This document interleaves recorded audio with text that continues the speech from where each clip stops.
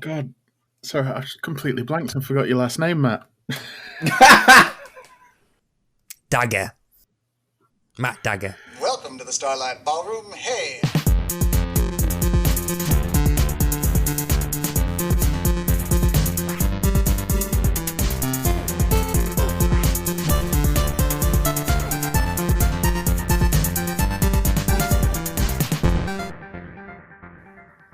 Hello, and welcome to Shipwrecked and Comatose, a podcast about Red Dwarf. Although this podcast isn't about Red Dwarf, but it has a link to Red Dwarf. That's right, this is episode 3 as we go through the Chloe Annett other bit of work that she happened to be doing at the time, Crime Traveller. I am your host, Carl Bryan, which means it is a special episode because I very rarely get to have the host's chair, and I am joined this week by Mark Adams. Mark, how are you? I'm all right, yeah. My chair, whilst isn't the host's chair, strangely feels the same as the host's chair that I have used in the past. But I'm on top of the Zencaster today. And also on this episode, we have Matt Latham. Hello, Matt. Sorry, my name's Matt Dagger, not Latham. I do apologise. Matt Dagger. I'm sorry, you got to keep that in. Damn you, Dagger. It's Latham. Fuck's sake, get on with it. Right, so we are getting into our third episode of this series, 3 of 8, I believe it is. And this one is Fashion Shoot, which debuted on the 5th of March 1997 on BBC One. What are your initial thoughts of it, just as we're about to go into it in a bit more detail then, Mark? I mean, there's something kind of 90s charming about a crime show set at a fashion shoot. It feels like, to some extent, that I've seen this a million times weirdly in my head. But, yeah. And, is it me? Or does telly never get fashion shows right? Yeah, I think when we get to these the scenes with the fashion show, and there'll be a fair bit to discuss about these things. Matt, how about yourself? It's an odd thing to say, but I quite enjoyed how Saturday evening entertainment it was. Yes, I think it was. Yeah, I think it was. My podcast head kept coming on and saying, "Oh, that's interesting, and then the other part and the other head, spare head too, was going, "Just watch it, you dickhead. Enjoy it." I did have to watch it twice. Once in this host capacity, and once just out of sheer just wanting to watch it without the podcast head on. All right, so this episode is directed by Bryan, who directed 4 episodes of the whole series.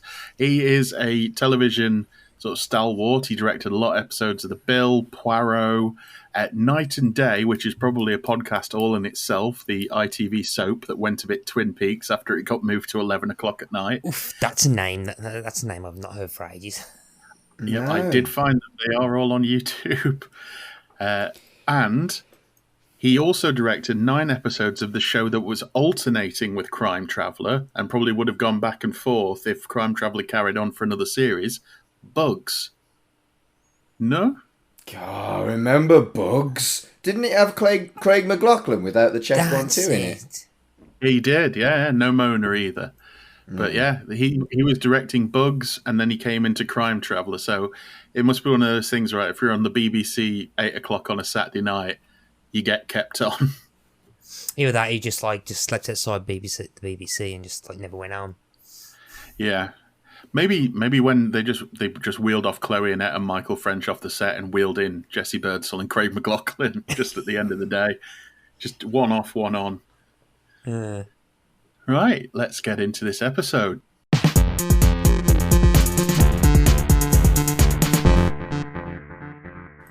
We begin with fashion designer Sonia Duval being interviewed about her new winter collection, Black Ice, stating to the reporter that black isn't a colour, it's a mood.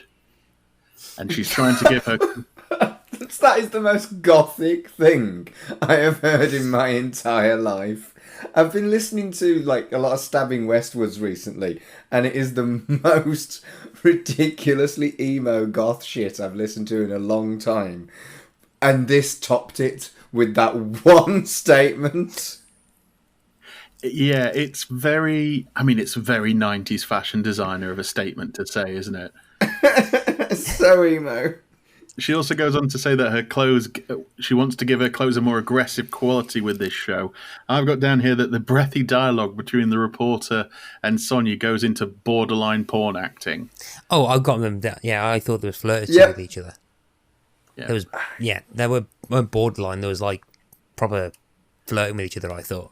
Yeah, I can see why the other actress got picked up to be in Emmerdale only a couple of years later. Right, Sonia recently has been under heavy criticism from her last few shows. However, she says she's not bothered about that and then reaches for a wine. However, when she does, a bullet blows it to pieces in what can only be described as an incredibly accurate shot. It takes 3 shots for the reporter to realise that someone is shooting at them, and then they take cover. I just think that, a very accurate shot and then proceeds to miss for the next 3. Why didn't they just shoot her properly? For the plot to happen. So then we head over to the station where Gresham fills us in on the backstory, which seems to be a more recurring thing over this episode and probably all of them so far, in that Gresham is just exposition with a desk. Desk position. Nice, Matt. Nice. Well done. I did note that, like, at the start of this, that, you know, most of this holds up okay, and, you know, like, special effects and acting and sets and everything, but the cars. Oh my fuck. The 90s cars are so 90s. Now, which car do you mean? Is there the old Beamer? The old Beamer that doesn't look like the Beamer? All of the cars. I think one of them's a Rover. That's that. Yeah. A Rover 400, I think. Isn't there? There's a lot of Audis in this, isn't there? From what I remember, everybody's got an Audi. Talking in about Sonia, apparently even Princess Diana has clothes by Sonia, and I had to quickly double check if this was around the time of her death. It was before. It was before, but only just a few months before, because it immediately made me think of Meltdown, when they couldn't play it because of what was going on in the Gulf. And I was like, oh, I wonder if this got bumped because of Princess Diana's death, because I knew it was around this time. If it did, it was very creepy because she was still alive at this point. Yeah. So at the station, Slade is juggling a nondescript ball during all of this and annoying everybody. He's just a giant child. Damn you, Slade. I think there's a bit as well where there's several instances, including, I'm not going to say it yet, but Sue Johnson's eye acting is on point in this episode. Yeah. I'm going to bring that up again in a bit, but yeah, it's like she does a massive eye roll, which got a laugh from me to do with the baseball, and like considering how pretty much it is desk position, Sue Johnson's still kind of doing her best with it, and like he's like scene stealing as much as he can. So yeah, she hasn't got a lot, but what she's got, she's really going for. True, very true. So with this new show that Sonia's putting on, there is going to be a police presence there, including undercover officers, which will be Slade, presumably so he doesn't have to take off his jacket, and Turner, who's been put in with the seamstresses as it's assumed she can sew. Does this fall under 90s ick, Mark? No, I don't think it does, because the character is supposed to be being a dickhead deliberately. I think she's deliberately being a bit of a dickhead rather than kind of being a 90s ick dickhead, if that makes any sense. Yeah, because we've had it established that a lot of the traditional kind of female stuff that like TV would expect all the female characters to know to be kind of twisted on its head, because I think isn't the first episode where like I think Slade assumes she can cook a souffle and she goes, I don't know. It's like someone going to me and goes, oh, Matt, change that tyre. And I'm like, you are? Yeah. I don't know how to change a tyre. No, I don't. No. I don't know how to play squash either. So we're having a conversation about traditionally masculine things, and the first thing you mentioned is playing squash.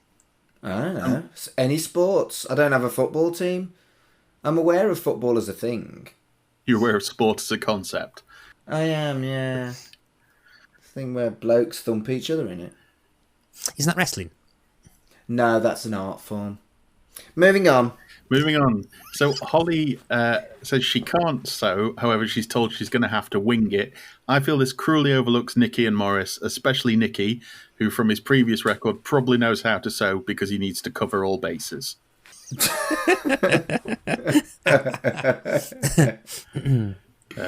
You will see as we go through these episodes, I have made quite a few notes about Nikki. He is slowly becoming my favourite character in the entire show. Have you got a crush on Nikki? It's less a crush, more I'd have watched a spin-off. Okay, so we go to the church where the show is going through, and we see the models going through the paces, and we meet, well, I say we hear the three of the models, Dominique, Ava, and Charmaine.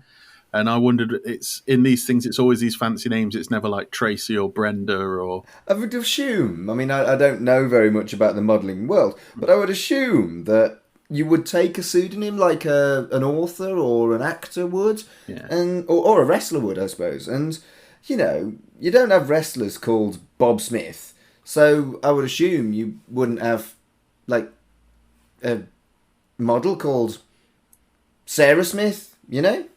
Yeah, true. Yeah, make a note, Matt. Mark said he doesn't know much about the modelling world, so that means we're going to have to do a deep dive for his old modelling pictures when he was in his 20s. Gotcha. Right. Yeah, that wasn't much. Moving on. It's revealed that Slade has removed his jacket, although the tie is a similar colour. Yeah, I've got to announce about this. Yeah, it's weird seeing him in blue.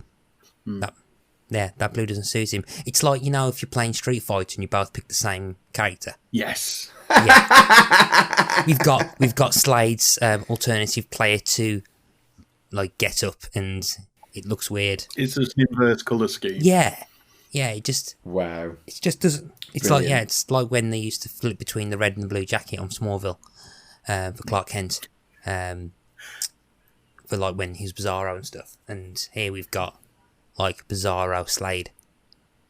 Yeah. I initially thought it might have been because it was to what I thought originally was that I thought, it's a visual clue because we're going to see a lot of them overlap. Yeah. During the time travel, but as we find out, it's not. So God knows. So unless his undercover work is basically changing the colour of his jacket. Yeah, I mean, it's a very striking jacket, his regular jacket. So maybe if you see him in something else, you just go, that can't be Slade. Yeah, it's like, it's someone else. Yeah. Okay. So we check in with Holly, who is having an awful time and presumably being a massive liability to the entire show. So there's an issue going on with the smoke, and we meet Clifford, who's Sonia's business partner, who assures her everything will be there tomorrow, the screen, the barbed wire, and everything else. However, he does have the logo, and they take a break to hang that logo up. During this, a lady comes up to Sonia to check if everything's okay, and Sonia just absolutely chews her out and sends her off. Now, Slade comforts Holly that she's only got one more day to go, to which I'm asked, why has she been working there this entire time? Doesn't she only really need to be there for the show? Yeah. Like, everybody at the show knows there's going to be a police presence. Why is Holly working there? And she's the only scientist in the department. That is a good point. And she can't sew. And she can't sew. And is she getting paid for working? You know, obviously she's getting the police wage. Is she getting the sewer's wage as well? Isn't the term seamstress? It is seamstress, yes. I do. Not sewer. Well, that just shows I don't have my modelling background either. Job title, sewer. Oh, so what do you do? Oh, I'm a sewer. Yeah. Slade mentions if anyone shoots Sonia, Holly can have tomorrow off, which is a bit bleak. Yes, it is. And Holly thinks the whole thing is a massive overreaction because no one really buys Sonia's clothes anymore. Just as she suggests, this is all for publicity. The logo banner drops and it reads, "Sonia dies tomorrow." OMG, dun, dun, dun. There's a lot of moments in this which are just like dun dun dun. What do you think about it so far? Sort of with this whole, what you think the show's going to be like? Because it's in a church. You know, black isn't just a color; it's a mood. So, are we all thinking quite gothy? Yeah, there's some bad lines as well. Yeah. People in this business might be crazy, but they're not mad. That is a terrible line. I'm just asking what you think the show's going to be like for when we actually talk about what happens when the show starts. Well, I thought it was going to be gothy. Mm. It wasn't gothy. Yeah. So Slade shouts into action, asking who did the logo. And the response was it was done last night and been left in the church overnight, which had been locked. Sonia asks Slade to take her home, and then Holly watches them go with a combination of intrigue and jealousy on her face. So as we're going on, we're seeing Holly, I believe Chloe Annett does some very good, like hang on, that's my man faces in these episodes. I enjoy Chloe Annett's acting, and I have done over Series 7 of Red Dwarf and Crime Traveller. She's actually pretty good. Question I'm going to hold to you is, what exactly... So, they are undercover, correct? Yes. What the bloody hell is Slade supposed to be the undercover of? Because immediately he's acting like a police officer. I didn't think of that. Yeah, he's not actually doing anything. Yeah, he's not actually doing it. No. Yeah, he seems to be. I don't know. Is he going undercover as private security or something? Because as soon as that happens, he starts interrogating people, and immediately everyone kind of reacts to him as if they know that he is some kind of law enforcement officer. And I'm like, what the? Yeah. So they've got like the world's worst undercover officer, like in the wrong colour jacket. Yeah. They're kind of neglecting their scientific forensic department by sticking her into a role that she clearly would have got fired in, considering what we know of Sonia. Yes. So clearly the problem is Grisham. So she's clearly not. She's clearly So she's got some kind of weird. She's got some issues with her leadership skills.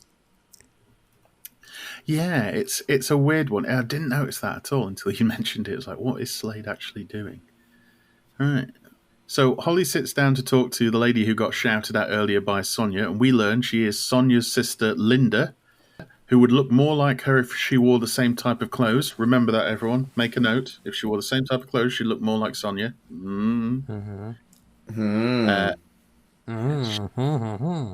She mentioned it's easier to list off people who wouldn't want to kill her sister, and then finishes it all off with a slightly ominous, "One day I'll show her." Wow. Subtle. So, I don't know if you look further into this. So the actress who plays Linda Duval is an actress called Amanda Royal. And her on-screen sister Sonia is played by Carol Royal. And I was like, oh, those names that are very similar. They do look alike, so the casting must have like really... Oh, no, they're actually sisters. So the actresses are playing them are actually sisters. So, that's cool. So, That's a nice touch, yeah. I think it's quite cool as well, because if you look into the actress who plays Sonia's IMDb, she hadn't really been on telly for a good few years. So she was coming back to do this, and she did this episode with her sister, and then she kind of like rebooted her TV career, which is quite nice. I thought it was a nice touch. Yeah, the Carol Royal who plays Sonia. Yeah, but basically it's one of those where takes a few seconds to scroll down with your mouse wheel on the Wikipedia page, where it's just a load of stuff like the Bill, Casualty, Blake Seven. Yep. Yeah, sitcom where she was in Casualty. I think Amanda Royal has a couple of sentences. Yeah. It's a Wikipedia stub. And a good chunk of one of the sentences about family members. Yeah, that's always the sign of a good... Let me just read out the Amanda Royal Wikipedia article. It's only going to take a minute. Mm-hmm. Amanda Royal, born in 1962, is a British actress who has appeared in a variety of British television shows, including Agatha Christie's Poirot, Campion, Rosemary in Thyme, and Bullman. She is the sister of the actress Carol Royal, and their father, Derek Royal, played the part of the eponymous corpse in the Fawlty Towers episode The Kipper and the Corpse. Derek was also the coach guide in the Beatles film The Magical Mystery Tour. So, over half of that is about someone else. Nice. Wow. Yeah, one thing we'll notice, I think, going through there is when we look through the guest cast on a lot of these episodes, everybody's done a lot of Bill. Yeah. In fact, the actor who plays Clifford, Frank Lazarus, hasn't done much. Great name. Yeah, Frank Lazarus hasn't done much, but when you scroll down, so it's in 98 did Viggo, A Passion for Life, was a psychiatrist in Friends of the North, was in an episode of Boone, a couple of episodes of French Fields, was in the film Superman. I was like, what? He was the Air Force One pilot in the film Superman, as in the 1978 Richard Donner film. Nice. So, nice. Yeah. When are we going to do the Boone cast? Right. I have no idea what Boone is. You don't know what Boone is? Oh, well, how can you sum up Boone? It's Michael Elphick as a retired firefighter who puts an advert in the paper going sort of any requests available or something like that. And basically he goes out and he's basically a Brummy A-team.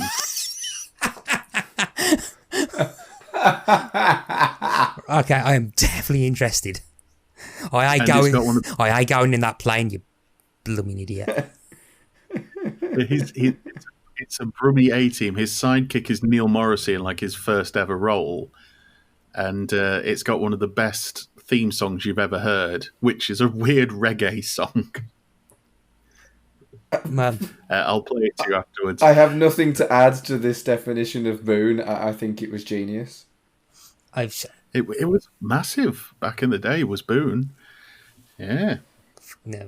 Anyway, back at Sonia's house, we discover Morris is stationed outside the front door till midnight, to which I've gone, surely uniform could do that. Again, Grisham. Yep, again, Grisham. Slade offers to bring him out a cup of cocoa. Inside, Sonia pours some wine and tells Slade she feels safe when she's around him, and he's nothing what she expected. She asks if he's married, which he said he used to be, which is probably the main bit of character development we've had for Slade so far in the series, that he used to be married. Mm-hmm. And then Sonia tells Slade he's very attractive and he should let her dress him. Now, this is where Slade, I think, lets the fans down, in that he says his tie is tangerine and that's not his colour.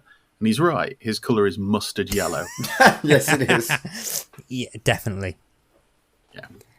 The scene ends with Sonia looking seductively at Slade because, as we all know, once our lives has been threatened, it doesn't half give us the horn.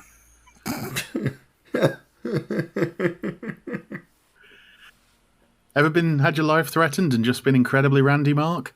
No. I mean, I've had my life threatened, but it didn't make me get a hard on. Me either. Matt? Same. If you're out there and you've ever had your life threatened and it got you quite randy, then drop us one on the Twitter. You could have phrased that a bit better.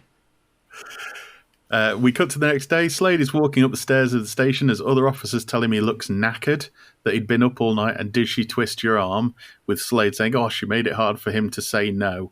So quite laddie banter, which I actually cringed at because this is the kind of stuff I used to hear when working in pubs and clubs. Mm. And it's just like, oh, I hate that stuff. Yeah, he's pretty much just going, hey, Slade, lad. All right, lad, lad. And I'm like, it's like lad Bible stuff. And yeah, that makes me shudder. Yeah. This is all overheard by Holly, who is furious. Absolutely enraged. Gresham goes over the plan today by telling us where the main cast are going to be stationed, and everyone else is as agreed. So if you're not in the main cast, you haven't really got a position. You're just there. But yeah, I'm surprised they hadn't put someone we've not seen before, and like who's clearly a red shirt. So there's a great Family Guy Star Trek gag where he goes, yes, where it's Kirk going there. We're going on a away mission with me, Mr. Spock, Bones, Mr. Sulu, and Ensign Bullman, and then just see Ensign Bullman going, oh, for the love of. As I understand it, there's a similar joke. I think it's the Pitch Perfect films, where in the third one they mention they talk to two characters who've been in all three films, and the two characters never get lines, and they just go, "Are they talking to us?" I've not seen the third one actually. Yeah, I've heard it's not as good as the first two. I had a lot of people shouting at. Well, let's say people. My two friends shouted at me when they realised I hadn't watched the first one, and immediately I had to watch the first one, and then a cappella became my life. Word has leaked to all of the newspapers except The Guardian. I can't work out if this was a dig or not. This was my biggest laugh of the episode. Yeah, it's a good line. Yeah, it's. I mean, it's not the yes Prime Minister takedown of all. If you've not takedown of all the newspapers, and if anyone's have no idea what we're talking about, Google newspapers yes Prime Minister, because it is the most accurate and creepily still relevant definition of all the major newspapers in the UK. But I just quite like the fact that it's like, I think it's also like a swift like dig, and this is coming from a Guardian reader anyway. I thought it was quite funny, but it's just the again eye acting from Sue Johnson, who just looks I can't remember if it's Nikki or Morris who says it, which just like stares at them, and that beat just made me laugh a lot louder than I expected to laugh. Yeah, it's Nikki, and it is a bit of a thing where you kind of Nikki goes, "Oh, it's not in the Guardian," and you do think, of course, he reads the Guardian. And that's why Nikki is one of the few likeable characters in this whole television show. True. Morris, I get the feeling's a Sunday Sport reader. No, he doesn't. He doesn't read it. He just looks at the pictures. Yeah, somebody tell him what the pictures are. Right. So now it's all been leaked in the papers. The public are going to be watching them while they're watching Sonia. So Gresham says, "No mistakes." Slade goes to visit Holly, and she's very, very cold towards him. And I thought this was a bit unfair. Holly's just being really nasty to him, and he's got no idea what he's supposed to have done. Is he that oblivious that he doesn't clock that she likes him? Or is it... I don't know. It just seems a bit... He's supposed to be a police officer, and they're supposed to be perceptive. This is a workforce that's got Morris on it. True. I think it's the case of like he knows that they like each other, but they're not admitting it to each other. But he knows he hasn't done anything, and he doesn't know why she's pissed off with him. So he's just like, hey, flirty, happy-go-lucky, stare deeply into each other's eyes for half an episode, and she's not really going for it. You know what I mean? I don't know. I'm wondering whether it's just... I'm probably reading too much into this, but I'm just wondering whether it's like Slade doesn't automatically see her as, oh, she's nice, or just like doesn't have the immediate urge to try and trying to chat her up or something. So it's slightly different. So yeah, we'll be getting into this a bit more later in the episode. So Holly clarifies she doesn't like Sonia. When Slade asks why, she says she's very happy for him, but can't believe he's so brazen about it. Before this can go any further, Gresham interrupts to say there's been a development. And then we get one of my favourite bits, a rare outing for Nikki and Slade. The dream team are out. Now, I'd like to think if there was a second series, we'd get a Nikki and Slade episode, and we'd get a Morris and Slade episode. Would the shipping name be Slicky? Oh, Slicky. wow. Wow. It's better than Sloris, but Yeah, Sloris. Oh, God. Oh, dear. Oh, dear. Didn't you find so, some Crime Traveller fan fiction, Carl? I did. I sent you some Crime Traveller fan fiction. I didn't read it, although I probably should, because I managed to find crimetraveller.co.uk, which is still operational. Has like pictures and an episode guide, which I took some notes to do this one today, and it's got like FAQs, and then it's got a link to the fan fiction site that I sent you to the other day. Brilliant. oh yeah, I've actually got that open. I've got that website open as well, so that whoever, if the webmaster at crimetraveller.co.uk is listening to this, thank you. I hope you're enjoying this. And let's see, her name is on the website, so we'll give her a shout out. Leanne Fridland. So, Leanne, thank you for creating crimetraveller.co.uk, and just want you to know that it's still being looked at to this day. Yeah, you wonder when she did make crimetraveller.co.uk. Right, so Nikki and Slade visit an insurance company to discover Sonia has got a £3 million insurance policy in case of accidental or violent death. A clerk brings in a different policy, and even with only one line, comes across as immediately suspect. The policy is taken out by Clifford, and Sonia might not know about it, and because it's a corporate policy, Clifford would be the sole beneficiary. So already it's starting to look pretty bad for Clifford. So we're heading back to the church, and Clifford wants Linda to put some fake blue fur on something, which Holly then volunteers to do. Quite brazen to say she wants to do it when she's not very good at sewing. Yeah, it seems like quite a complicated job. Yeah, you'd think they'd have given her something else to do with because obviously this is a major fashion show and very important to Sonia. So maybe they would have given her something to do, like, I don't know, stage management or something. But ladies have to sew. It's the 90s.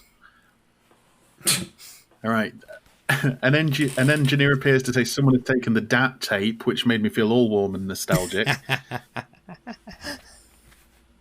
Oh man, bloody hell, DAT tapes.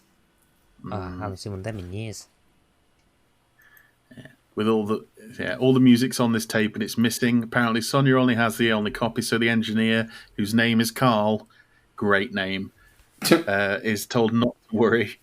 Sonia arrives with Slade, tells him to put the car around the back, and she goes in through all the paparazzi. Also, there is the people who have read the dictionary definition of the term detective, and they're stood there in their trench coats and ties with one finger in their ear doing some great earpiece acting. I don't know if you noticed those. I did not notice that. Oh, that's great. When she goes inside, she sees the fake blue fur and loses it because she wanted lilac. Now, I can't remember the difference between lilac and blue. I'm guessing lilac's lighter. Lilac's kind of purpley, isn't it? Yeah, I'd say lilac's like a purple. I think at the moment the Zencastr screen is more lilac than blue. Ah, right, okay. You realise that the people listening can't see our Zencastr screen, Matt? And not my problem. I'm going to share the colour lilac on our socials.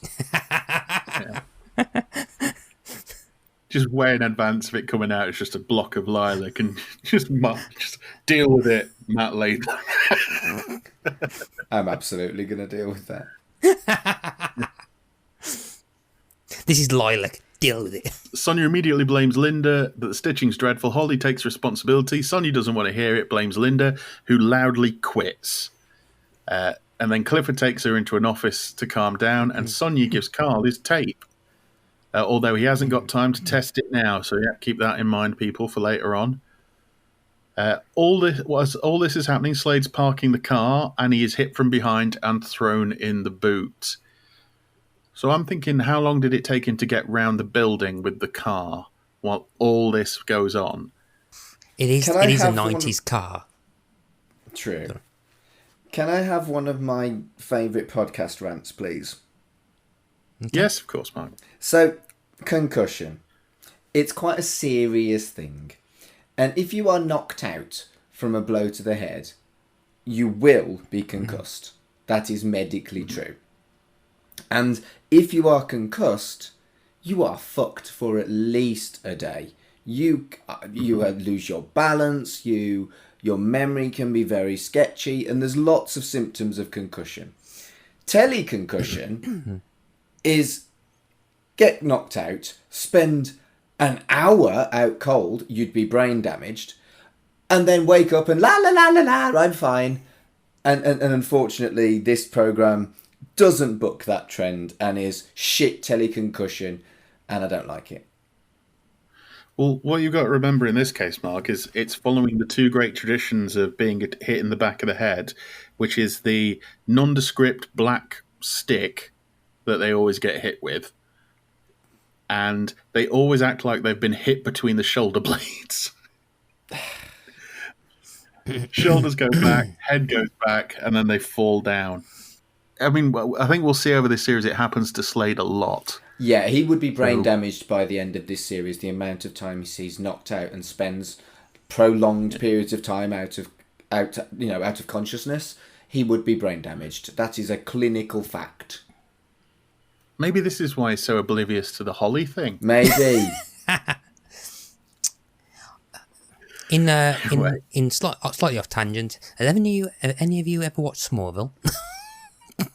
Yes. I haven't actually. There's a great joke I remember reading where says, "Oh, I've got an idea for a spin-off of Smallville called Concussion. It follows Lex Luthor and his point of view for the whole show." I've appeared on the Always Hold On to Smallville podcast several times, and they've always got a knockout to keep Clark secret counter. And the amount of times that characters get knocked out so that Tom Welling can come in, do his Superman powers, and leave without having his identity revealed.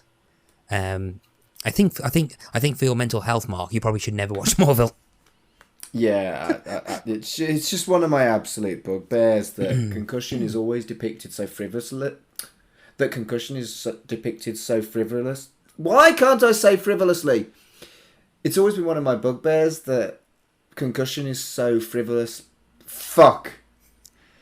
It's always been one of rampant. Fucking hell. Mark, has it been one of your real massive bugbears that they do concussion wrong on telly? Yeah, they do it so frivolously. Hey! It's always been... Right, I'm going to start again. I'm going to get this out. It's always been one of my bugbears that concussion is always depicted so frivolously on television and film. And it always really just makes me cross. Depicted so what? Sorry, I missed that. Frivolously. Going to the Smallville connection, quite an odd thing in that we mentioned Bugs earlier on. As this director did direct some Bugs. Also directing Bugs is Goff and Miller, who created Smallville. Wait, what? Yep. They did an episode of it. And also Bruno Hellier, who ended up doing Gotham and Rome on HBO. Rome was brilliant. Gotham was there. Yeah, Gotham really was one of those shows where it's like, it's on what series now? I found out a very funny thing the other day, slightly off tangent, but almost, the CW that has all the like Arrowverse shows and Supernatural and all those. Yeah. They announced the other day that their average viewer age is 56. What? For all these teen dramas. They reason that a lot of people below that age aren't watching live. They're watching on streaming services. But still, it made them like a massive laughing stock that their key demographic is 56. Bloody loves Riverdale, I do. This is when CBS suddenly gets a lot younger. So, it is now time for the show to start, and what a show. Somebody does the Black Widow pose, and a confetti cannon goes off. And I've put here, there is much pleather and weird grinding. I think I covered it with telly never really gets fashion shows right earlier on. This is beautiful in its utter ridiculousness. Yeah, the main model who does the thing just kind of gets up, grabs the small of her back like a sort of painkiller advert, and then kind of grinds, kind of does standing up crunches. It's really weird. You know, if you saw somebody doing it to you in a club, you'd run for it. Maybe. That would suggest that I still go to clubs. To be fair, if anyone wearing what they're wearing, I'll probably just reverse. Meanwhile, back at the car, somebody appears to be pouring petrol on the car and lights it before throwing the keys away. There's a lot of cuts in this bit, so we'll jump back and forth. We jump back to show that Holly is looking for Slade, who we see is now awake and trying to fight his way out of the car. And in the same way that you've talked about sort of the concussion thing in cars, this is the traditional, there's not a great deal you can do to convey I'm trying to get out of a car, apart from cough and kick. But by God, Michael French is doing a good job. like trapped in car acting. What I quite like and is slightly perhaps different to your probably usual escalation of drama on a Saturday night is this is your Act 3, like 8:50, 8:50 p.m. kind of moments happening at like 8:15. Like the escalation is like, okay, this is your kind of climax of the episode happening very early on, and I quite like that the show's kind of doing that because the way it cuts the music, it feels like it's building up to the end, like your final bit of the episode already, and it's I quite like how the set piece is done that way. Yeah, I mean, obviously it's like, how is he going to get out of this rather than is he going to live, because I'm pretty sure that the fire would get to Jeff Slade and then realise, shit, it's Jeff Slade, and then the fire would actually like reverse. But I do quite like how the show's like unashamedly going for that action set piece. But then again, this is the same show that has that massive car chase like the first 5 minutes of the pilot episode. So yeah, I mean, thinking about it, and we talked about that car chase. In this, we've got this car exploding, and in the next episode, we'll talk about a fairly big stunt as well. This is actually quite big stuff for 8 o'clock on a Saturday night. This is fairly. You don't normally get this in like, The Bill or something like that. This is actually slightly quite high drama. Yeah, like I said before, I think the budget, they didn't shirk on it. It's got some cool stuff in it. Some very, very cool stuff in it. Yeah, and we see the shots of Slade in the car. There's fire around him.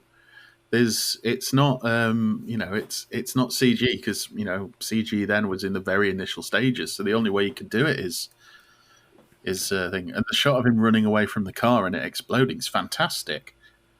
I mean, if we're going to be talking about CG, well, just have a look at Red Dwarf 7.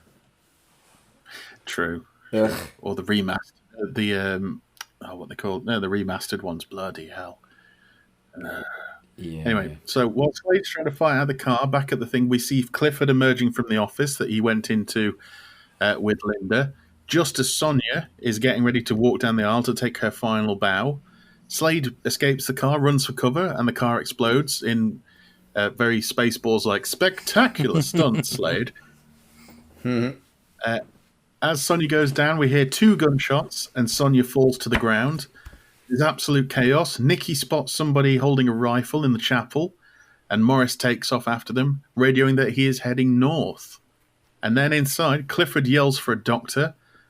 Holly steps up as she's got medical training. However, Clifford states that is not good enough, and he wants a damn doctor. To which I've written down here, Holly gives the best, "What the fuck did you just say to me? Look." Someone runs out of the crowd stating they're a doctor. They want an ambulance, and they want to move the body to an office where it's private. Holly objects, but they shout her down. And Slade arrives just to find out that she has been shot before the doctor emerges to say she's dead, and then he just leaves. I mean, technically, Holly's a police officer, isn't she? So couldn't she, say, shut up, I'm a police officer, do as I tell you, do not move the body, you daft prick. If there's kind of anything that slightly takes you out of it, I'm like, okay, yeah, this is clearly in something that's happening and like a bit too dumb for the show to try and tell us is an actual thing that's happening. It's this bit because it's clearly not an actual doctor. It's clearly staged, and it's like the first part of time of the episode. I'm like, I was kind of taken out of it a bit, so I'm just caught up in the kind of drama, like the drama and the action. I'm like Michael French, fuck yeah, kind of stuff. And then suddenly you've got like the script slightly unsure how to handle a fake doctor. Yeah, I thought this bit. Yeah, there is the thing of this doctor who appears out of nowhere. We already kind of know that he's the guy who hit Slade because we kind of see his face when he lights the car on fire.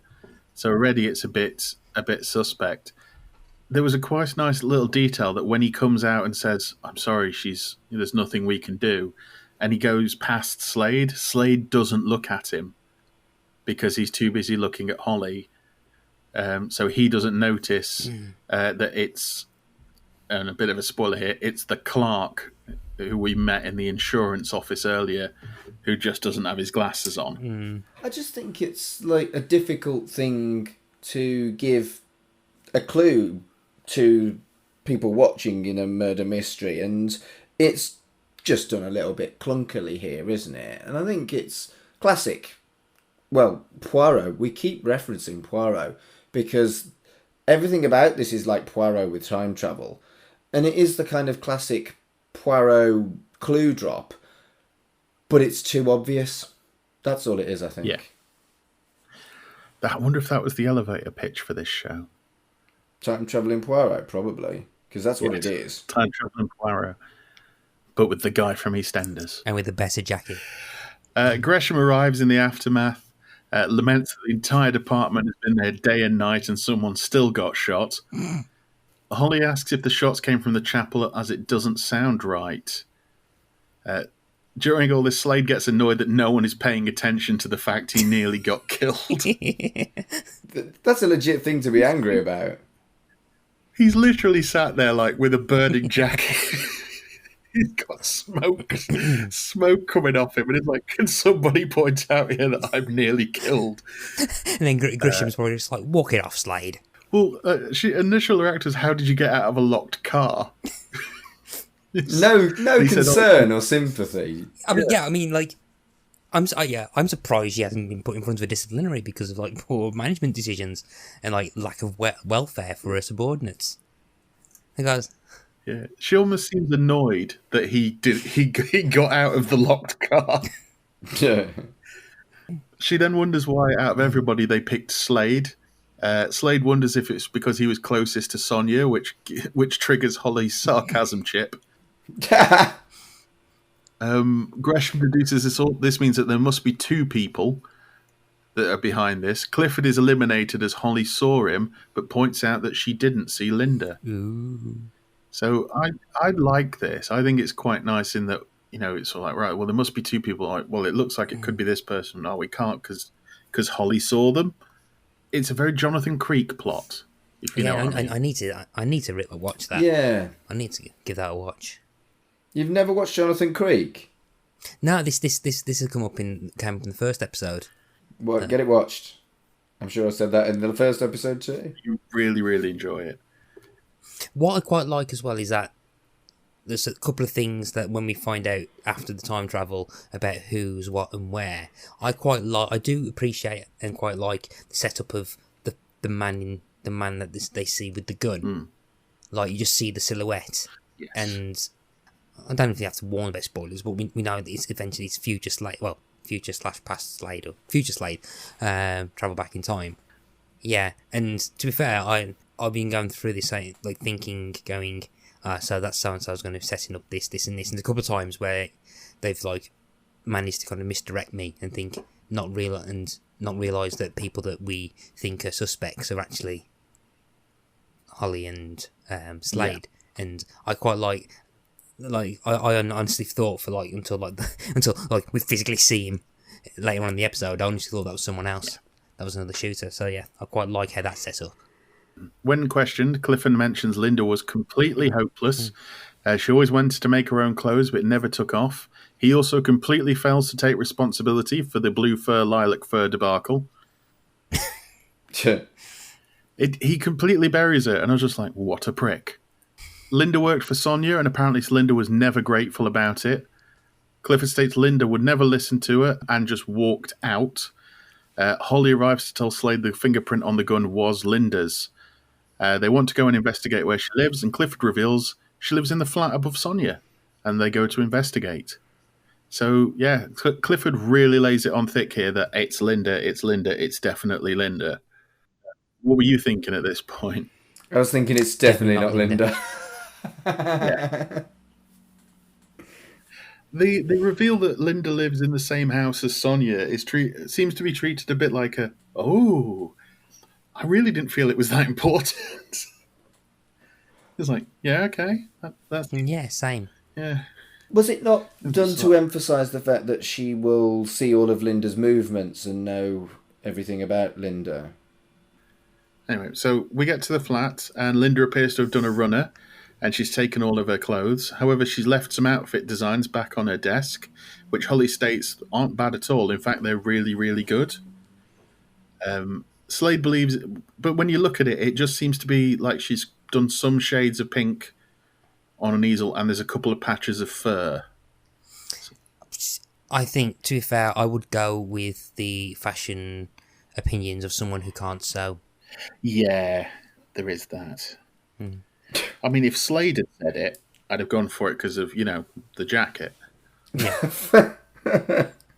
It's not mustard yellow enough. No. It needs more mustard yellow. We're getting jackets by the end of this series. I would like one. I could totally pull off the mustard yellow jacket. I really think you could with a pair of like what they called, the tight like Richard O'Brien trousers, legging things, jeggings like jeggings. That jacket, pair of jeggings, nice waistcoat. You'd be fantastic, Mark. Okay, I'll give it a go. No, I won't. I'd look like a fat cop that got rejected from Ashes to Ashes. And Matt'd look fantastic. I agree. Matt should definitely make this his new look. If Matt gets one, he needs to get a black polo neck, turtleneck. Yes. And he'd look like one of the Avengers, the original, like John Steed Avengers. He will be drowning in clunge if he does this, What? Wear a yellow jacket? Yeah. Mate. Or a mustard yellow jacket? I can't wait for that podcast. How was your week, Matt? Drowning in clunge, Mark. Drowning in clunge. I'm a terrible human being, but I don't regret it. There we go. So, Slade believes it's Linda in an open and shut case. Holly isn't so sure. Why would Linda leave her behind her designs when they were so important to her? Slade is adamant Holly is wrong, and they go back and forth until Holly just snaps and tells him she'll show him. She storms past him, and he smirks because he's Jeff Slade. It's going to happen. And oh my God, Matt, that picture. Oh, let me have a look. Sorry, yeah, just just for the benefit of listeners of the tape, I've just sent to a Facebook chat group with Carl and Mark a picture of me in a yellow jacket. That's going on the socials. Save to phone in case Matt deletes. Yeah, that jacket, a black turtleneck, and your glasses. But if we could get you the purple tinted ones, I missed that jacket. Proper Jason King sort of job. So yes, Holly has now been goaded into using the machine by Slade. And it just kind of shows how charmingly manipulative Slade can be. Because it's very apparent that he knows that it's not an open and shut case, but there's only one way to get to the answer, and that's the time machine. And I think this becomes a thing in later episodes. Rather than actually do the detective work, he'd much rather just go back in time. Yeah. He does seem to really, really want to just play with the toy in a lot of ways, doesn't he? He does, yeah. I mean, I think we all would. If we could go back and for a few hours and just tool about and solve crimes and then come back, I think we probably would. I don't know. I'd probably get lunch or something. That'd be bad. Right, we'll come back in time by 6 hours. What do you want to do? Let's eat. You know, and then when you come back to the present, it doesn't matter. That'd be great.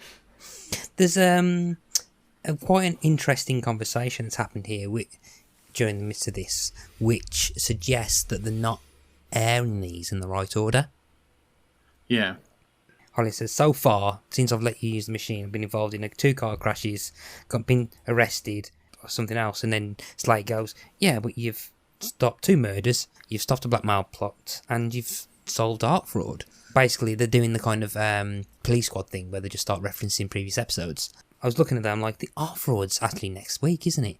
Because from what I remember... I've got that noted down as well. With sort of, she says she goes over how much trouble they've got into, and I've put, which seems a lot over 2 episodes. Well, it's the Doctor Who thing, isn't it? Where you're kind of expected to believe that they've done lots of other stuff other than what you've seen on the telly. And potentially... Big Finish should do Crime Traveller. Oh, God, yeah. Because Big Finish do stuff in between, specifically in between specific episodes. We could have all of these things. Oh, Big Finish. Red Dwarf and Crime Traveller, please. Absolutely. And Bugs. But this was actually, from what I read somewhere, this was supposed to be episode 5, which then tracks because Blackmail is episode 2. The murders are the pilot and I think an episode we're not covered yet. And I think like 5 or something. Art Fraud is the next episode. Yeah, that's true. Yeah, because I think there is an attempt to try and do a continuity in this, but I just find it. I'm not exactly sure why they write phrases out of order. I mean, aside from that, I don't know if it makes much sense. I think perhaps if this was late, like over halfway through the series, it will probably explain a bit more of Holly's kind of jealousy if you take that into account. So if this was episode 5 and like Holly and Slade had gone through a lot more of those things that we hadn't seen yet, it would probably explain perhaps which is a bit more. I mean, they used to do this a lot with BBC. I mean, they've done it with Red Dwarf a few times where it's like, yeah, you'll need to play this episode here instead of here and things like that. But that's something that today no one would dream of. It's like, you know, sort of like Game of Thrones, they turned around and went, yeah, move that episode to there. It's like, absolutely not, because that's going to ruin everything. I think the way that we consume telly is different, which means that the serialization elements of stuff is a lot more acceptable. And I think because people can binge and catch up quite quickly, so it's easier to do that. But I think it's slightly annoying when you've got a TV series, particularly in '97, and this was like, what, a couple of years into X-Files, but X-Files wasn't really that serialised week to week. It was only until Buffy the Vampire Slayer, I think, that really started to kick off. This aired 2 weeks after Welcome to the Hellmouth aired. So this feels like a lot more like the subtle serialisation that you probably will get loads of now. I mean, it's not much of a big thing, but I don't know. Definitely probably would have liked to have this in the right order. Yeah. There's a brief chat about schisms. Slade mustn't make eye contact with himself or the universe will implode, theoretically. I would be so cross if I got to time travel and schisms were a thing, I would be so cross. Yeah. Imagine being able to time travel and not have sex with yourself. Just because you're going back in time and you standing at a distance from yourself with binoculars, like, you work it, Mark, you sexy Mark, you. No, I don't think I'm sexy. I just think I'd be good at sex with me. Oh, shush, Mark. You're very sexy. Thanks. Do you want to have sex? It's a bit far. It's not that big. To be fair, it can't get any sexier than the last recording we did where it was me, you, and Kurt with no shirts on. That's true. That was very sexy. Look, guys, if you want to resolve the sexual tension, I'll just, like, walk away from my screen for 2-3 minutes and then I'll be back. Well, hang that long? 2-3 minutes? You flatter me. Right, so yes, Slade relaxes in a chair, which I don't know why I noted that down. It was just the joy of which he just dived into a chair. It's like, let's go time traveling. It's like you say, he wants to play with a toy. He's a big kid, but he doesn't actually touch the toy. Unless he thinks the chair is the time machine. Unless Holly just gives and goes, I need you to shake this. Yeah. He goes, oh, okay. Yeah, shake this because it's a very important thing that needs to happen for the time. I'm surprised he didn't do this. Like where she just distracts him with, like, I don't know, like a dog's like rattle toy or something. Say, shake this. Just sit down and shake this because that balances the doohickey, whatever. Yeah, actually, yeah, that would have been better actually. So in a future episode where it's just him that does it, he's there shaking this thing. Doesn't actually make any sense, like an ongoing joke. But that would have been good actually. Once they've gone back in time, Holly realises they've gone back further than they used to, which is 20 hours. They head off to the church in the middle of the night. They discover the other door in the office goes right to where the car park is. Keep that in mind for later. And then they investigate the chapel where the shooter was.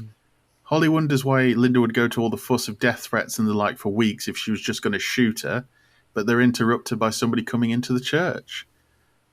So, again, this ties into what you were saying earlier, Matt. It's quite good that they're behind the frosted glass because they just kind of...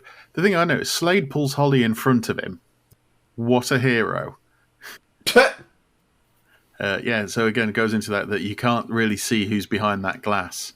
A guard waves the torch in their direction but wanders on. Slade guessing that they're going for a coffee, which is intuition, which I realise he says a lot throughout this series when he's asked about something. He just says it's intuition. Right. Yeah. Well, it's Slade, isn't it? So, right, that guy totally put the beam of the torch into their faces. Yeah. Like 100% right in their faces. What's the point of a torch if you can't see? Because that guy is clearly blind. Well, you know, when we all want coffee, Mark, it's very little stands in our way. They realise they need somewhere to stay for the night. Neither Holly or Slade have got money, which I thought was a bit silly to start with. And then I realised, well, they've gone back in time, so they can't go to like a cash machine because then the money would be gone in the present when they first started, which would be quite odd. There's something later on at the end where there's on about, but that didn't actually happen. So if they went back and drew money, it wouldn't have existed. Good point. Yeah, there's like a weird thing in the end, isn't there? About it didn't, because it never happened. It doesn't have any semblance or something. So it's right. So let me get this straight. I would quite like laser eye surgery. Yes. So if I went back in time, withdrew money, had laser eye surgery, and then got back, would I lose both? Would I lose the laser eye surgery and the money hadn't been taken out? Or would it just be that the money hadn't been taken out and I got free laser eye surgery? It would revert because it happens to Slade. He has a cut on his face, and when they come back, it disappears. So if you got laser eye surgery and took money out, when you came back to the present moment, you would not have had laser eye surgery and the money would still be in your account. So you wouldn't lose anything apart from you'd have to have laser eye surgery again. So, yeah, that's the bit that the show seems to be on the verge of getting it right, but doesn't, because Holly and Slade are pretty much going through linear time. They jump back, and anything that happens to them physically will still be affected because it's their physical bodies, which means they've aged 20 hours in the space of no time. But from what that says, means that their physical age is the same before they left. So that if that's the case, that what they physically do and have done to them doesn't have any relevance. Yeah. Why on earth was Holly able to free him from the thing? Because if they weren't there, oh no, I've gone cross-eyed. Yeah. If she never frees him from the car and he dies, she can't get him back to the present moment. So that would probably cause the loop of infinity issue for him. Wibbly wobbly, timey wimey. That's right. So the pair realise they need someone to stay for the night. Holly can't go home because she's already there, and all thoughts of two Chloe Annetts need to be expelled from everyone's minds, especially yours, Mark. However, Slade said there's no one at his place and invites her back. We find Slade's flat is basically completely empty, as once he's paid for it as he couldn't afford furniture. He's a policeman. What's he doing with his money? It's a cool flat. I don't care. It's a little bit kind of, what's the name? Who's the lady who does the joy thing? The minimalist thing? Marie Kondo. Yeah, it's a bit Marie Kondo.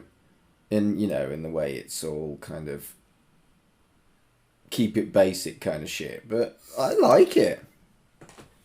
I liked it. It kind of reminded me of this is where you'd shoot a Saturday morning kids show. It's very warehousey with its exposed brick and its large staircase. And I thought it was the saying that Slade's kind of got very quirky living arrangements and very strange strange habits that he has. Kind of how Mulder from the X-Files always seems to sleep on his settee rather than his actual bed.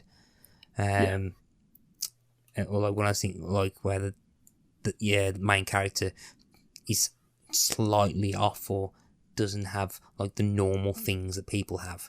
But I quite like it. I mean, I think this is slightly more character development for him as well here, because you've got basically he eats his dinner off a tennis table. Which is the thing, as a kid, you'd be like, I get a ping pong table for my table. Mm. I can't imagine an actual table is much more expensive than a ping pong table. Yeah, but if you buy a ping pong table, you've got a table and a ping pong table. Good point. True. So Slade got the flat from a murderer he was investigating, which leads to the best joke in the show so far. Which is, I found him other accommodation. It's a good gag. I think it's not a joke, but it's the way Michael French delivers it. It's so sweet. He's just really kind of... It's almost like all the bravado's kind of been stripped away from him in this scene. It's just him and Holly in his private place. I'm glad that you find police corruption sweet, Carl. I'm a romantic guy, Mark. He offers a glass, but he doesn't actually have one. So he tips all the pens out of a mug and blows into it for Holly's beer. It's great. That's romance. That is, isn't it? I mean, I've dated guys like that. Definitely. Yeah. The thing about, have you got any wine? Because it was Chloe Annett, who isn't even Claire Grogan, I immediately went to, oh, I think I'll have some wine. Wine. And I couldn't get that out of my head for the rest of the episode. That they basically got Kochanski drinking wine. What do you want on your cornflakes, darling? Oh, I think I'll have some wine. Have you ever had wine on your cornflakes? It's gotten bad. It's not got that bad before, Mark. No. I genuinely think for one of our Christmas specials, we should do Red Dwarf cookery and get all of us together and we'll have wine on cornflakes. We'll have a bacon chili chutney sandwich and all the other dumb cookery shit that they've done. I think that'd be a really good idea. Are any of us vegan or I'm you're close vegan, to vegan. I'm veggie. I'm just wondering if this will just result in me having to eat the triple fried egg and cheese and chili thing. I mean, that is my excuse to not eat the really vile shit. Yeah. The thing is, there might be a way we could do it where it's not too bad. I doubt it, but there might be. So they sit down together at Slade's ping pong table for what looks like a dish of just pasta with sauce slopped on top of it. Don't mock it. Don't mock it. It works. Yeah, Holly thinks it looks delicious. We learn a few bits more about Slade here. His father is a retired policeman who he doesn't see. The woman in a framed picture Holly noticed had been dead for a long time. And his mum taught him how to cook. I actually really like this conversation. I think where he's kind of trying to hide his baggage because he's genuinely attracted to her. I think that's very real, quite raw, actually, and a surprise, really, because the Slade character has been kind of gruff 90s superhero guy, whereas the Holly character has been surprisingly well fleshed out for a female character on a show of the 90s. And this is just a nice kind of very much kind of like world building and character building expansion that I didn't expect. So yeah, great scene. Really great scene. Yeah. It felt a bit like, how in the Edgar Wright films they kind of lay out the film from the start. Yeah. Because we do meet Slade's father upcoming in the series. I kind of feel like we probably would meet or have something to do with what I'm guessing is his ex-wife, is the woman in the photograph. I thought that. But it's when he said she's been dead for a long time, so that means that they probably have to go back a really long way, which means they're going to have to hang about for a really long time before they can get back. Same with his mum, unless his mum passed away recently. But they kind of go into that in the next bit. So after a wonderful evening, Slade and Holly cozy up on the sofa. They muse about if they went back in time for a week, they'd have to get a hotel and make sure nobody saw them.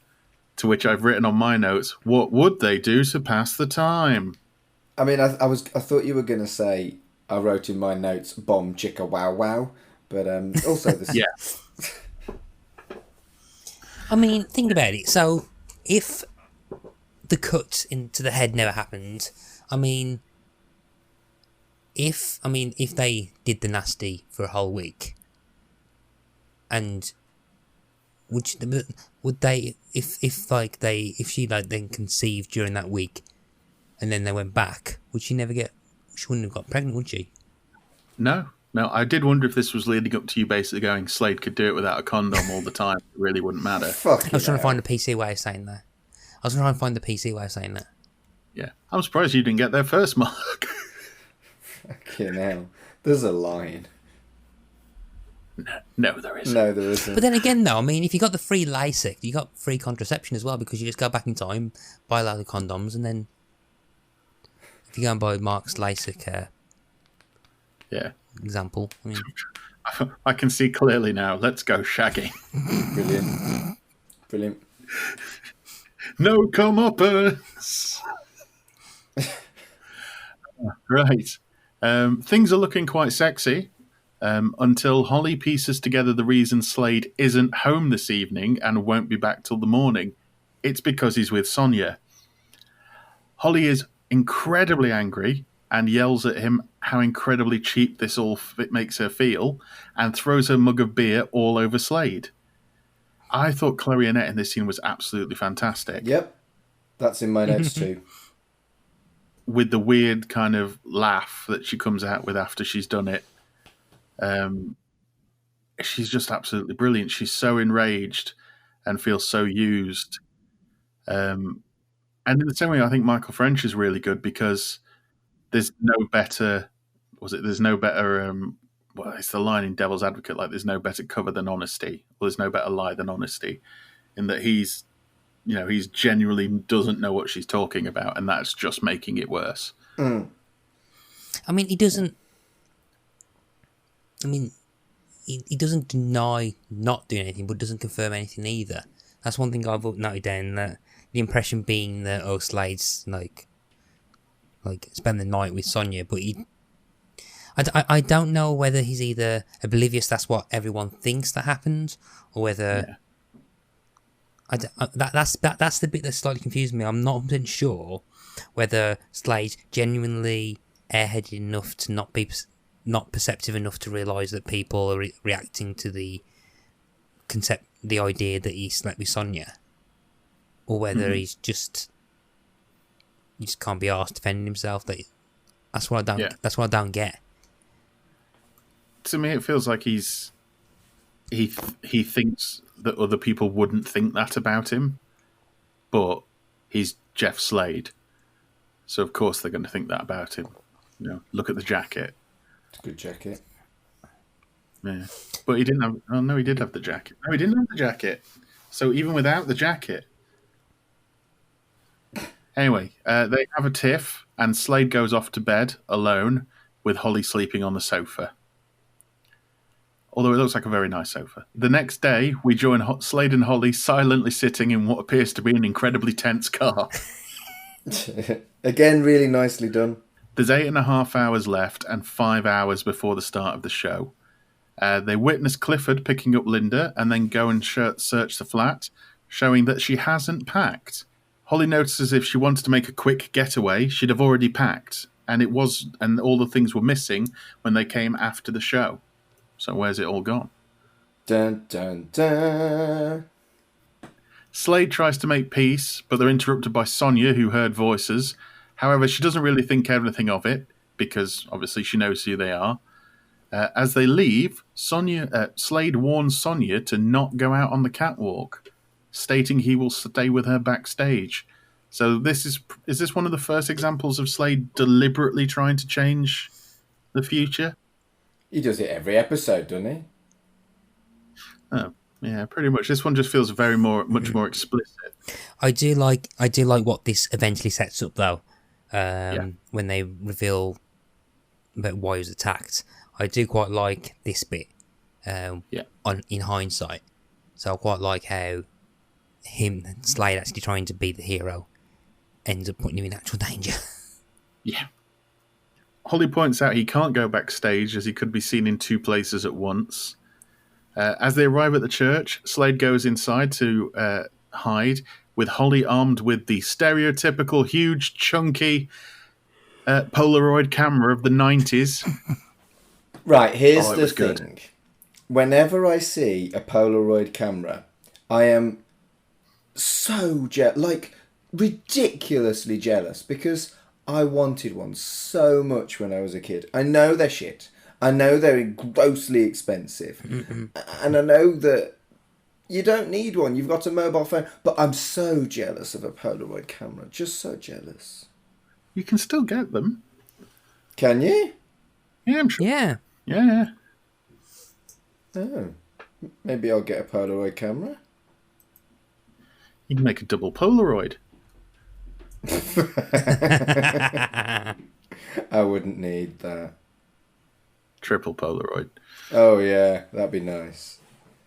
That's what it says on my grinder. It doesn't. Round the back of the building, Holly sees the doctor from earlier is the man that hit Slade and put him in the trunk, and she sets off following the car. Meanwhile, Slade is hiding in the chapel as the show begins. So this goes back and forth quite a few times.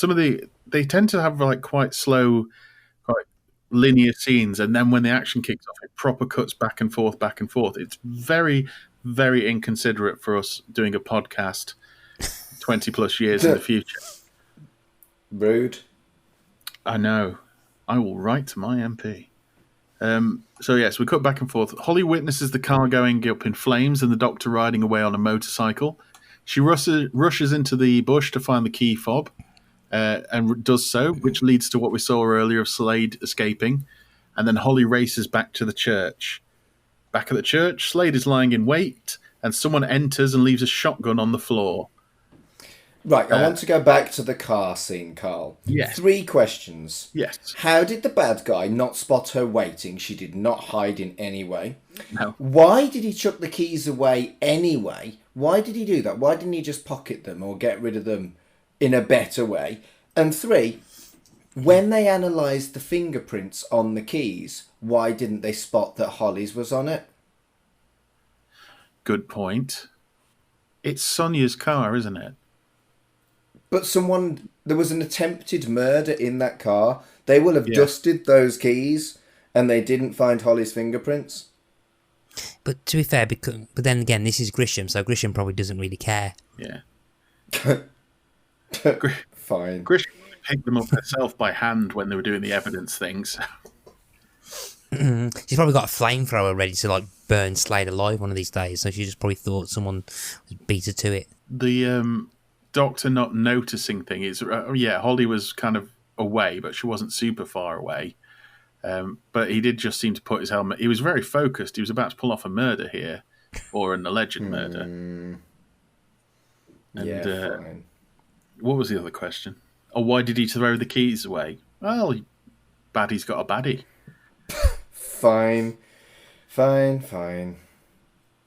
BBC, what is this? Right. Where do we go? Worst episode ever. Yeah. When, oh when, oh when. Right. So someone enters and leaves a shotgun on the floor in the chapel. Slade picks it up carefully, which I thought was quite...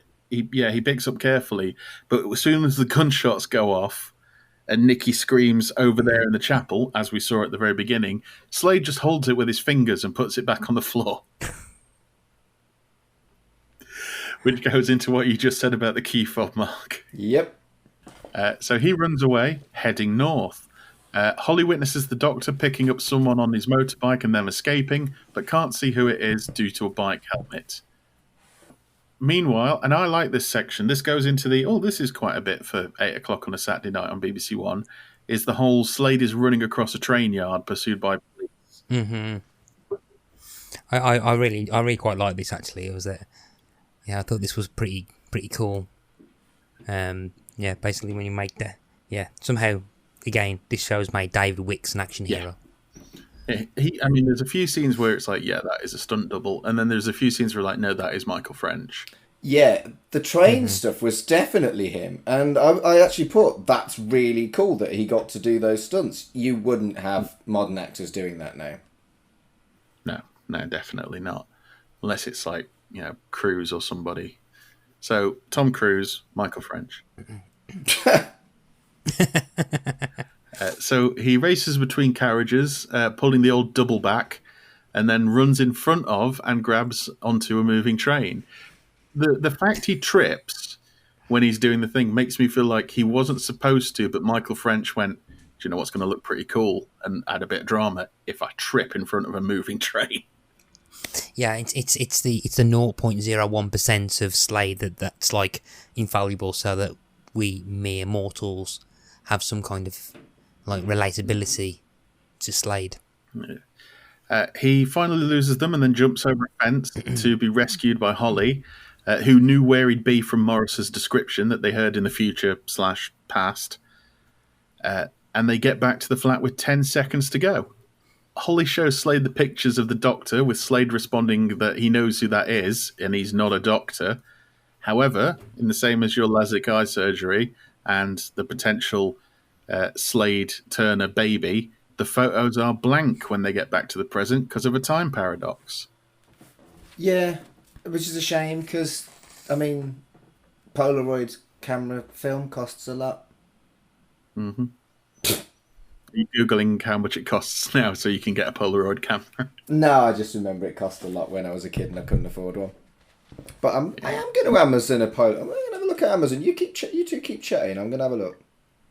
I did work in a photo lab for quite a long period of time, and it was one of the things we got the least was because you can get film as well, and we used to every so often get one, but we used to also sell very little Polaroid paper because it was so expensive at the time, and this was just as digital was becoming more prevalent. Huh. Sorry. As you're talking, I was trying to work this out. So, basically, the laws of the time travel of Crime Traveller means that in the original timeline, the photo wasn't taken. Yeah. I'm beginning to understand there that because that piece of film that was in the camera hadn't gone back in time, then it didn't develop. So what they probably could do is take a camera with them back in time to take a picture, which I fully get. The bit that confuses me is then why doesn't the Polaroid picture vanish back into the camera? You mean the paper itself? Yeah, I wouldn't. It just fades. I think that it just wasn't there in 1997, unless Michael French held really still, and they shot him with them, and then shot him without them, and did a fade. No, I mean, as in the physical piece of paper should have like vanished back into the camera. So theoretically, what that means is that now so when they go back in they've either got 2 copies of that piece of paper. So if they get like someone's chair, and then take it with them, does the chair disappear? Is what you're saying? I can imagine so. Yeah. Because now it's a timeline that didn't. You can't bring something back from the past with you because that would be tampering. In the same one, we're going to talk about this in the next episode, that Holly can't cause a car accident because that's messing with time. In the same way, like if you take that chair, there will be the butterfly effect of somebody doesn't sit on that chair who's supposed to sit on that chair, if you know what I mean. But so I've looked at Polaroid cameras, and you can get a nice Polaroid camera for 110 quid. However, it works out 16 pictures costs £30, so it's about £2 per Polaroid photograph with the film. So in this economy, I know, right? You can get a nice shiny red one though that looks pretty. But yeah, that's what she said. I know, right? Yeah, it's exactly the same culture as the 80s and 90s, that it's the film that's kind of off-putting. So there you go. I did an Amazon search. So they are now back in the present. Slade realises the gun never fired. Holly doesn't quite understand what he's talking about, but Slade has had his Columbo moment. I thought the deduction was more Poirot than Columbo, to be honest with you. That could just be me sort of struggling to think of a detective to fit that sentence. Fitz from Cracker. Yes. And initially I'd put the Jonathan Creek moment, because they always seem to... You'll see this when you watch the show, Matt. There's always a very long shot of him staring into the middle distance when he realises what's happened. So we cut to the crew in a car waiting for somebody to come out of a house who has booked a flight to Miami. The house belongs to an Andrew Hopkins. And while they're chatting, Slade points out the very true thing, that how easy it is for someone to yell, "I'm a doctor," and everyone will assume they are a doctor. To be fair, I did quite like that, because I wonder if that's a comment on the TV trope. Yeah. Where saying I'm a doctor.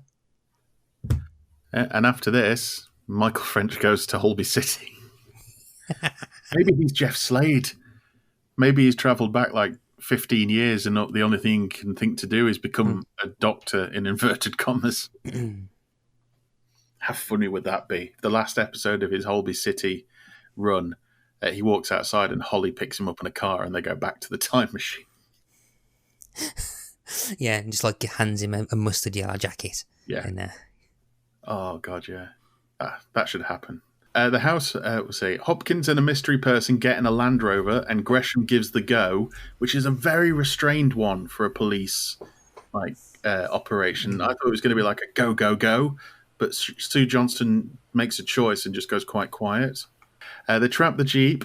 Hopkins is pulled out of the Jeep. Clifford James is pulled out of the car, and the back door is open to reveal a third person, Sonia herself. The whole thing is a massive insurance fraud. Dun, dun, dun. Oh my goodness! And they'd have got away with it if it wasn't for these meddling kids. Did you see this coming? Obviously, we've seen the show before, but do you remember if you saw this coming at the time? Maybe not to the extent of deducing the whole thing, but it clearly wasn't a sister, and I probably didn't get that she wasn't dead. No. Yeah. I think that for me was the same, as I didn't realise that Sonia was going to be involved as well. I do remember being surprised. Yeah. When I first watched it. The first two, I was yeah, fair enough. And then, she's alive too. It almost seems tacked on, but it works. No, it definitely works. It's quite clever. It's very Poirot, just with time travel, like I said at the very start. Yeah, right. So back at the Nick, we're going through the whys and hows and wrapping it all up. All to get the £3 million bond. The letters and threats were all staged, and the shooting was done so the police would be there to bear witness. The gunshots were recorded onto the DAT tape, so Sonia just fell to the ground when they went off. And when they moved the body into the office, they swapped her for Linda, who had been shot previously. Which, when I realised this, was like, that's quite dark. Because you see Linda going to an office earlier on, not realising that's when they shot her. So they just took her straight in there and shot her. And it's like, oh. Yeah, that is grim, isn't it? Poor Linda. Yeah. They swap them over, and then Sonia escapes as the mysterious second person on the motorbike, and nobody questions whether it's Sonia on the slab. They've been told that it's her by a doctor. So if you want to get away with murder, pretend to be a doctor. Who identified Sonia's body? I mean, Linda's body. I mean, clearly, I mean, the whole thing falls apart if Slade looked at Linda's body. Yeah. But they didn't. I think he was too busy wanting to play in the time machine to realise, I need to just double check that the person who's dead is dead. Yeah. If he'd just taken a look, the whole thing would have been solved in 30 seconds. Yeah. Right, so the case wrapped up. Holly and Slade go back to Slade's flat, where Holly decides to get everything off her chest and reveals what she's heard about Slade's night away from home. Slade sort of realises and then reveals that he was talking about Gresham the whole time. He had to sleep in the church for security on a roll-up bed, and he was the guard that was going for coffee earlier. And then he says, "You don't believe that I'd fancied her, do you?" And Holly says, "Yes, I do, because he tried to stop the shooting in the past." And this is what leads into what we were talking about earlier. Because he tried to do that, they thought that was going to ruin their plan, so that's why they tried to kill Slade. So Slade set himself up to get killed. Mm-hmm. Clever. I like that touch. I like that touch. I thought that was pretty cool. Holly then reveals she let Slade out of the car, which Slade is surprised at, but I don't understand why. Because he knew she was chasing after who knocked him out. Slade says Holly changed the past. However, Holly responds with, "She was the past, and that's different," which I thought was a really good line. It doesn't really make sense, but it sounds good. Yeah. They agree to start all over again. This time Slade does have wine and glasses. He asks Holly to dinner, and for some reason they use a shot from earlier on of Holly looking coquettish from the earlier date, which I thought was really odd. And that's where we leave them. And then I've written here in brackets, presumably to bang like rabbits. So there we are. That is episode 3. So, Matt, final thoughts on this episode? I'd say I enjoyed it. I think if I switch my brain off completely, I'll probably just really enjoyed it. I don't think it's as good as the previous 2, but I still think it's still decent, a lot of fun. That's it. I've not really got much else to say apart from it was fine. I enjoyed it. Mark? I think because we are over-analysing it because we're podcasting about it, on second watch, I was really critical about this. But on first watch, I thoroughly enjoyed it. Even the really obvious stuff like fashion shows look a bit naff and stuff like that. I really enjoyed it the first time, and sometimes perhaps overanalyzing stuff that's just fun kind of ruins it. So I'm going to give it a thumbs up because I enjoyed it the first time around.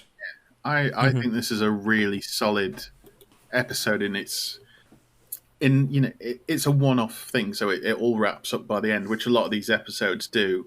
But I think this one's a very neat, very densely packed, and the plot is clever. The actual villain's plot is quite clever as well. Yeah, I agree. Right then, so that is episode 3 in the books, and we will be moving on to episode 4, which will be coming out next episode.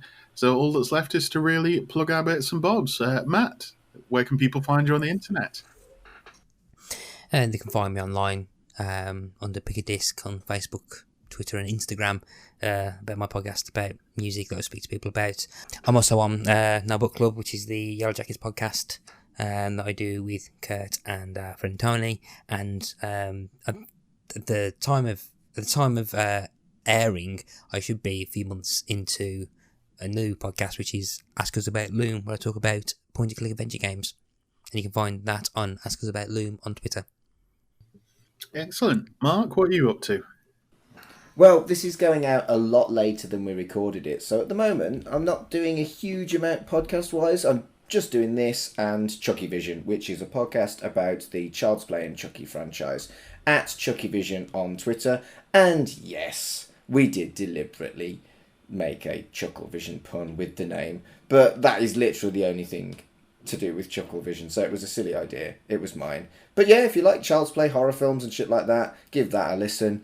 And if you're looking for me, I'm at Mark Adams HC on Twitter and Instagram. And he's also on Grindr. I am on Grindr. I'm the handsome one. He is. He always has been. No. And if you're looking for me, you can find me at allmylinks.com /Mr. Carl. I'm not getting much going on at the moment, but hopefully by the time this airs, I may have something.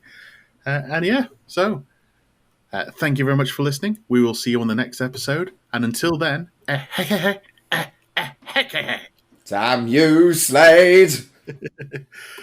Just realised my gelf probably needs to be brushed up a little bit there. I heard the momentary panic when you were like, oh, I've got to do this.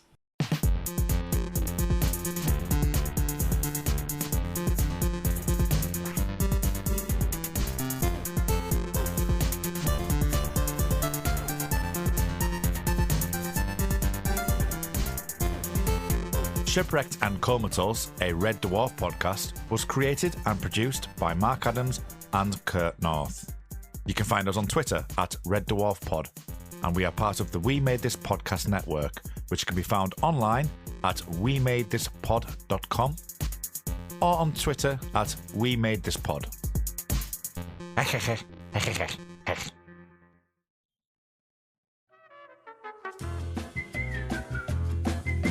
Hello everyone, this is Tony Black, co-host and producer of You Have Been Watching, a podcast all about British sitcoms. Myself and co-host Robert Turnbull take you on a range of Britcom subjects and shows in our discussions, including greats such as Fawlty Towers. Basil, in the same way as David Brent and Alan Partridge and Victor Meldrew, Basil works best when he is actually dealing with arseholes. Lesser known curios such as 15 Stories High. There are all these kind of like gag setups being put in place in that episode, and then the sort of the end like minute or so is basically the payoff to all of these gags, and it's very, very sitcom-y. And even top 10s such as sitcom theme tunes. If we have to put composers of theme tunes in context for British sitcoms, I think Ronnie Hazelhurst, he's possibly the John Williams of.